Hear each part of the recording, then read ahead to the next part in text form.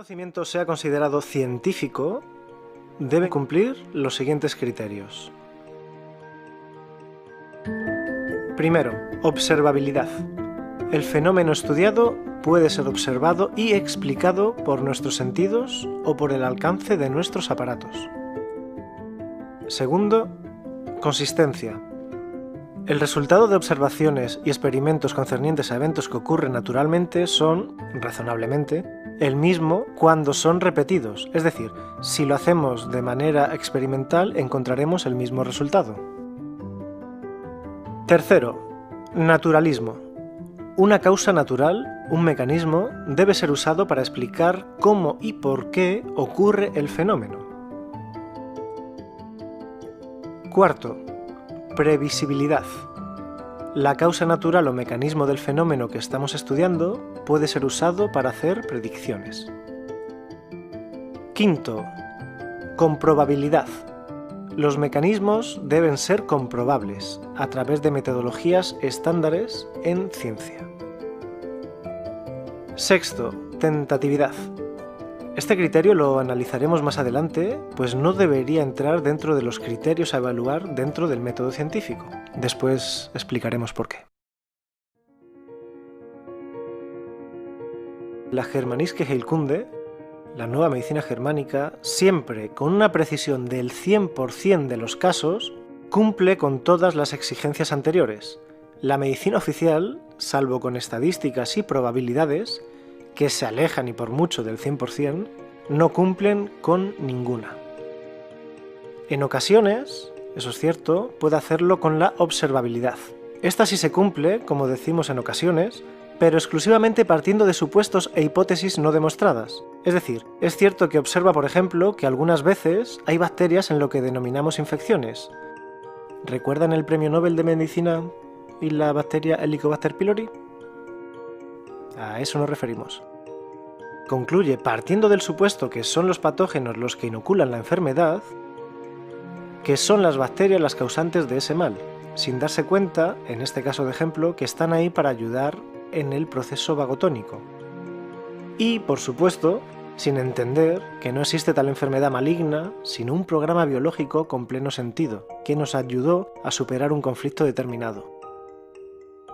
Volvemos al criterio de tentatividad que habíamos dejado. Este es un criterio trampa, que se agrega para que la medicina alópata sea considerada científica.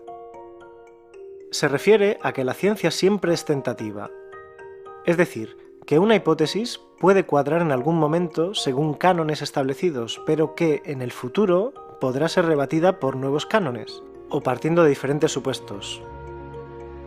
Dicho de otra manera, siempre está la posibilidad de que los avances científicos o los cambios de paradigmas puedan modificar o refutar alguna teoría. Decíamos que es un criterio trampa para considerar la medicina escuela como científica, pues no lo es. Logra enmascarar que la medicina alópata no es científica, pues la exculpa de la rigurosidad que los otros criterios exigen, y lo que realmente consigue es corromper el concepto de método científico.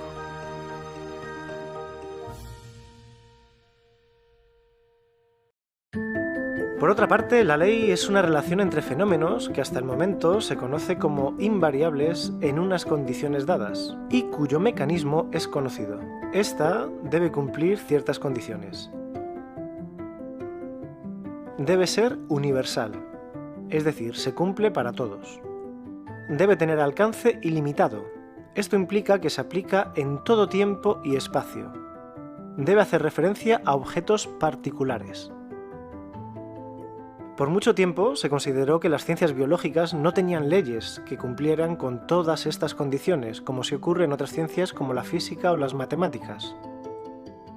Además, se consideraba que las leyes en biología deberían expresar algo más que ser universal y verdadero, sino que deberían poseer necesidad natural.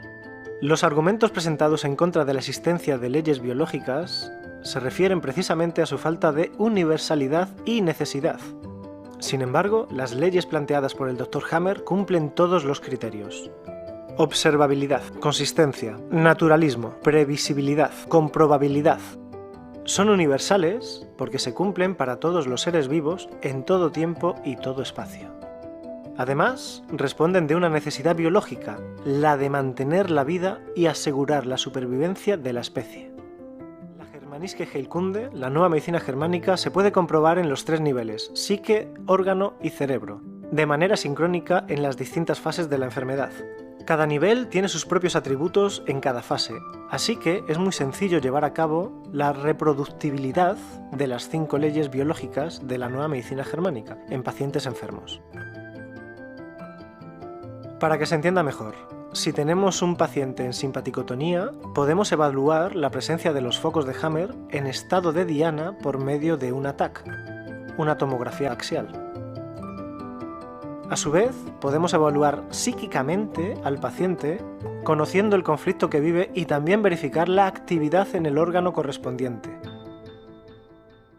Por lo tanto, si consideramos las fases a evaluar, simpaticotonía, vagotonía, posconflictolisis A, posconflictolisis B y normotonía, además de los puntos relevantes adicionales, DHS, conflictolisis, crisis epileptoide, también para cada uno de los 3 niveles, en total contamos con 24 criterios que podemos investigar en función de las 5 leyes biológicas. Por otra parte, tienen más criterios que se pueden evaluar de manera objetiva, como los microbiológicos, el matiz del conflicto, histológicos, que pueden llegar a formular más afirmaciones reproducibles y verificables. Asimismo, el hecho de que los focos de Hammer en el cerebro están ya predestinados a localizarse en una zona determinada consta como criterio de gran importancia, pues, habiendo cientos de posibles relés ante un conflicto biológico determinado, ya sabemos con antelación el relé preciso que va a ser afectado. Todos estos criterios se cumplen con sus características particulares y demostrables en cada una de las capas embrionarias, endodermo, mesodermo y ectodermo, correlacionadas con las distintas partes cerebrales que las comandan. Un solo caso verificado con tantos factores sería muy improbable que fuera producto del azar. 100 casos verificados, entre tantas posibilidades, entre tantas combinaciones y criterios, demuestra con rotundidad que Hammer nos ha dejado el mayor descubrimiento en la historia de la medicina. La medicina oficial, mal considerada científica, nunca ha podido demostrar todas las teorías que plantea. El Dr. Hammer llevó a cabo no solo cientos, sino miles de estas verificaciones con sus pacientes, teniendo que cumplirse todos los criterios en cada una de las enfermedades. El trabajo de Hammer es inconmensurable y es algo que nunca se ha realizado en la historia de la medicina. Espero que llegue un día en que se reconozcan, se estudien y se pongan en práctica en lo cotidiano sus hallazgos. Ese día, la Tierra será un mejor lugar donde vivir.